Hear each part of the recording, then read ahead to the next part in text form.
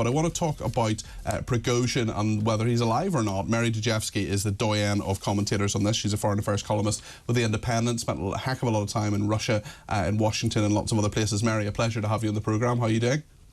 Good morning. I'm doing fine. Excellent. Thank you for joining us. We've got an intelligence update from the Ministry of Defence, which is saying that it believes that there is not yet definitive proof that Prigozhin was on board the plane, and he is known to exercise exceptional security measures, as it is highly likely that he is indeed dead. The demise of Prigozhin would almost certainly have a deeply destabilising effect on the Wagner group. His personal attributes of hyperactivity, exceptional audacity, a drive for results and extreme brutality permeated Wagner and are unlikely to be matched by any successor, says the Ministry of Defence. What do you make of those comments, and do you believe that he is dead? Well, I think this is probably a rare occasion when I actually agree with a lot of what the Ministry of Defence is saying. And we don't know definitively whether he's dead. If you look at the evidence, his name was on the passenger list of the plane that crashed. We've now had Putin coming out and giving his condolences and speaking... Heartfelt, I'm sure.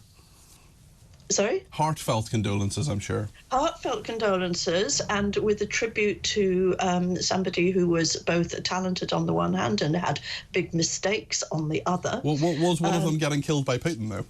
Well, was that a mistake he made, getting on the wrong side of Putin? I mean, well, two months to the day it seems a little bit too much of a coincidence, doesn't it?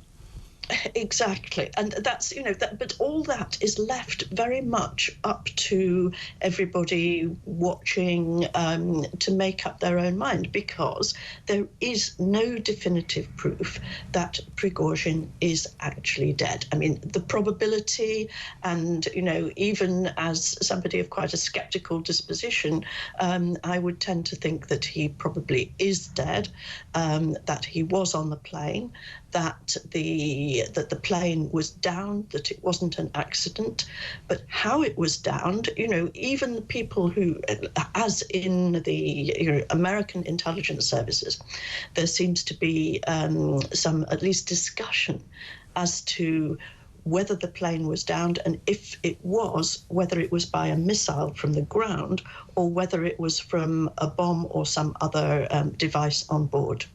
Yes, and we do seem to have a lot of sketchy information in regard to this. I wonder what about the another couple of people who were meant to be on board. Maybe you could just sort of educate us, Mary, on the field commander Dmitry Utkin and the logistics chief Valery Chekalov. Who were they, and do you reckon they were on board? Well, again, you know, they were on the passenger list, yeah. And you've got exactly the same problem as you have with Prigozhin.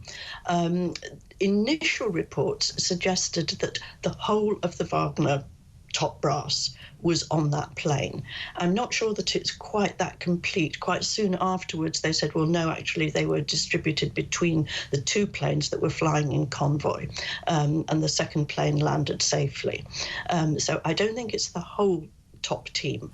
But Dmitry Utkin is a very interesting figure, and I know a bit more of him than I do about Chekalov. But Dmitry Utkin was actually the founder of the Wagner mercenary group, not Prigozhin. Prigozhin sort of took it over as a sort of entrepreneurial and patron type figure. Utkin was really the military guy, very right-wing, very nationalistic, who'd fought in the Chechen wars. And one of the most interesting things to me about this is that it's he who actually gave Wagner its name, because that was his call sign when he was a special forces operative in the Chechen wars. And so, you know, you can see something, I think, of his mindset from that. Yes, absolutely. I wonder if I could ask you about Evan Gershkovich as well, the Wall Street Journal reporter who is... the Wall Street Journal is owned by the same group that owns TalkTV, and Evan Gershkovich is, I suppose, a colleague of mine, actually, and it's disgraceful that he has been detained in Russia, and that is going to be extended now for at least another 3 months. What do you make of what has happened there, Mary? Well, I think the fact that it's going to be extended for another 3 months was almost inevitable. Because it appears that there have been talks going on somehow in the background about a possible swap deal.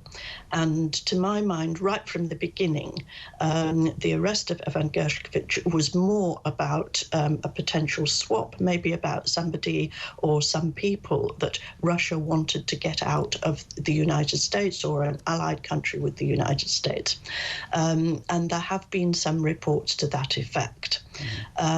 But this is another part of the fallout from the Ukraine war, is that there are far fewer channels now than there would have been, say, 2 years ago, for the Americans and the Russians to communicate about this sort of thing.